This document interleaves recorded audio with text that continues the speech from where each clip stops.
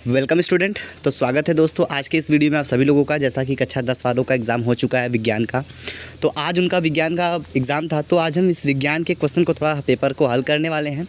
तो ज़रा आप लोग मिला लीजिएगा कि कम से कम आपने कितना क्वेश्चन करके आया है और कौन कौन सा सही है। ठीक है, तो चलिए हम बिना देर के शुरू करते हैं आज के इस वीडियो को। तो वीडियो पे आ गए हैं तो वीडियो को लाइक कर दीजिएगा और शेयर कर दीजिएगा ताकि बाकी भी स्टूडेंट इसको मिला सकें। ठीक है, तो चलो भाई पहला क्वेश्चन। पहले तो एक चीज़ ध्यान दीजिएगा, आगे बढ़ने से पहले हम आपको इतना बता दें, जो पेपर की कोडिंग है देख रहे हैं 824 बीपी है और 824 FY का सेट हमने अपलोड कर दिया है। अगर आप नहीं देखें तो उसको देख लीजिएगा, उसका लिंक आपको मिल जाएगा डिस्क्रिप्शन बॉक्स में, वहाँ से आप उसको देख सकते हैं। तो चलिए हम आगे बढ़ते हैं, ज़्यादा बात नहीं करते। एक चीज़ ध्यान दीजिएगा, ये 2022 का जो पेपर है ना, इसमें 2 वर्जन दिया गया है, हिंदी एंड इंग्लिश वर्जन। यानी कि पेपर में इंग्लिश में भी दिया गया है, हिंदी में भी दिया गया है। जिसको जैसे समझ में आएगा वैसे पेपर हल कर सकता है, कोई दिक्कत नहीं है। जिसको हिंदी पढ़ के करना है हिंदी पढ़ के करेगा, जिसको इंग्लिश पढ़ के करना है इंग्लिश पढ़ के करेगा। ठीक है, चलो भाई आगे बढ़ते हैं। तो देखिए प्रश्न कुछ इस तरह से है। बाकी आपकी फॉर्मेलिटी तो आपको पता है कि 3 घंटा 15 मिनट आपके पास था और 3 घंटा 15 मिनट में आपने क्या किया है क्या नहीं किया है ये आपको अच्छे से पता होगा। चलिए दोस्तों हम क्वेश्चन को हल करना शुरू करते हैं, ज़्यादा बात नहीं करते हैं क्योंकि क्वेश्चन को हल करना बहुत ज़रूरी है, बातें करना बहुत ज़रूरी नहीं है। तो क्वेश्चन खंड क, देखिए खंड क ख ग 3 खंडों में दिया है। खंड क में आपका फिजिक्स का क्वेश्चन होगा यानी भौतिकी का, और खंड ख में आपका कुछ केमिस्ट्री का क्वेश्चन होगा, और खंड ग में आपका बायोलॉजी का क्वेश्चन होगा दोस्तों। तो चलिए पहला क्वेश्चन बोला जा रहा है कि एक गोली दर्पण की वक्रता त्रिज्या 30 सेंटीमीटर है, इसकी फोकस दूरी होगी। तो आपको पता है ना कि जो वक्रता त्रिज्या होता है वो फोकस दूरी की आधी होती है। तो F बराबर R/2 होता है ना। अगर ये वाला फार्मूला लगाएंगे F बराबर R/2, तो अगर देखा जाए तो हम आपको थोड़ा सा हल करके दिखाते हैं। F हमको क्या निकालना है, फोकस दूरी होगी, F निकालना है दोस्तों। F बराबर R/2, यही वाला फार्मूला लगाइए। वक्रता त्रिज्या R बराबर दिया है 30, तो 30 कर लीजिए बटे 2 कर लीजिए, काटिए कितना आएगा, 2 के 2 2 15 हम 30, तो कितना आया 15।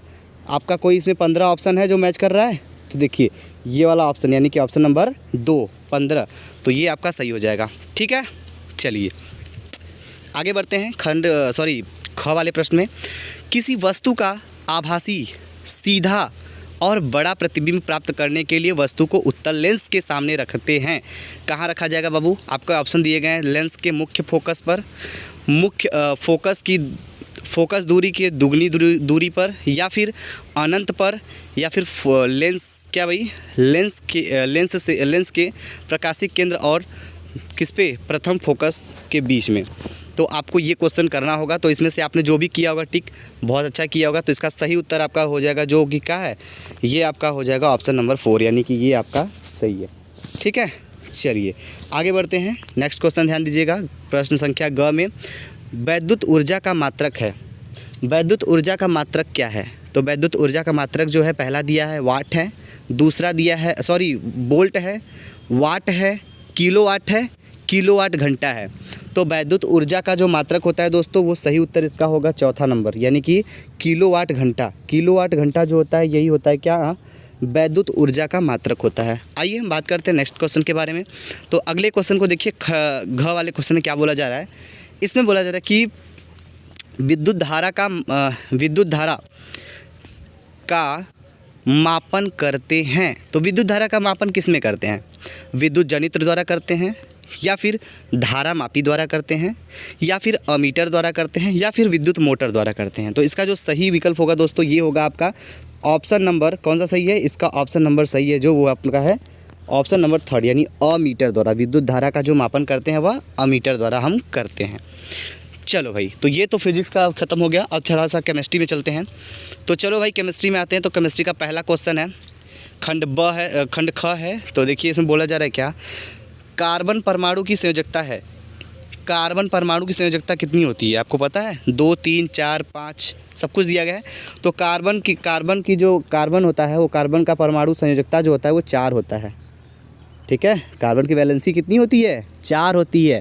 आपको तो हम बहुत बार बता भी चुके हैं, आप लोगों ने देखा होगा तो देखा होगा, कार्बन की वैलेंसी 4 होती है। ठीक है, चलो आगे बढ़ते हैं। कैल्शियम फास्फेट का सूत्र बताइए। देखिए अगर केमिस्ट्री में आपने सूत्र नहीं समझा तो कुछ भी नहीं समझा। ठीक है, कैल्शियम फास्फेट का सूत्र क्या होता है, देखिए आपके ऑप्शन में दिया गया, पहला है CaPO3 का ट्वाइस, दूसरा दिया है CaPO4, तीसरा दिया है CA3PO4 का ट्वाइस, फोर्थ वाला दिया है CaP2O4। तो इसका जो सही विकल्प है दोस्तों कैल्शियम फास्फेट का जो सही सूत्र है ये आपका ऑप्शन नंबर तीसरा सही है, PO4 का ट्वाइस। चलिए आगे बढ़ते हैं हम क्वेश्चन को लेकर आगे।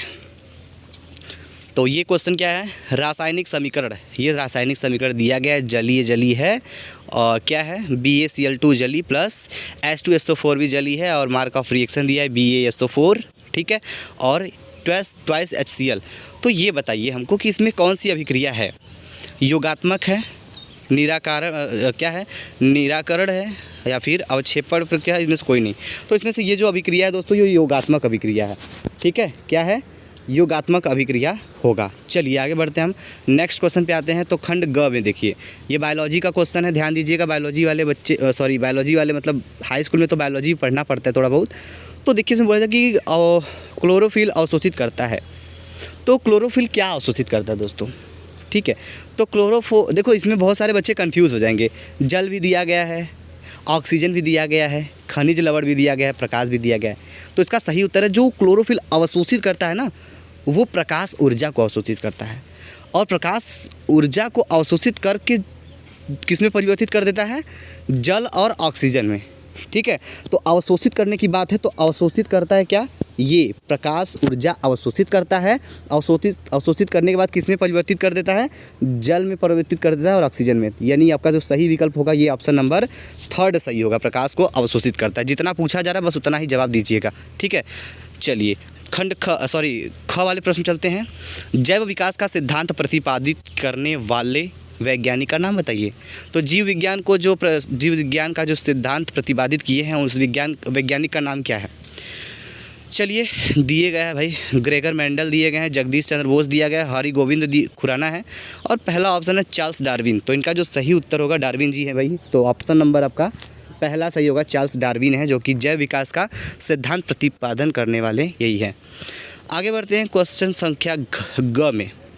मानव में भ्रूण को पोषण मिलता है, कहाँ से मिलता है। मानव में जो भ्रूण होता है उसको पोषण मिलता है, कहाँ से मिलता है, अंडाशय से मिलता है, या फिर प्लेसेंटो से मिलता है, या फिर वृक्क से मिलता है, या फिर फेलोपियन ट्यूब से मिलता है। तो इसका जो सही उत्तर है दोस्तों ये वाला है, ऑप्शन नंबर सेकंड वाला सही है, यानी कि यहाँ से मिलता है, ठीक है, प्लेसेंटा से मिलता है। चलो भाई आते हैं घ वाले क्वेश्चन में। तो घ वाला क्वेश्चन जो है इसमें बोला जा रहा है कि निम्नलिखित में से कौन विषमपोषी नहीं है। तो क्या बोला रहा है, विषमपोषी नहीं है।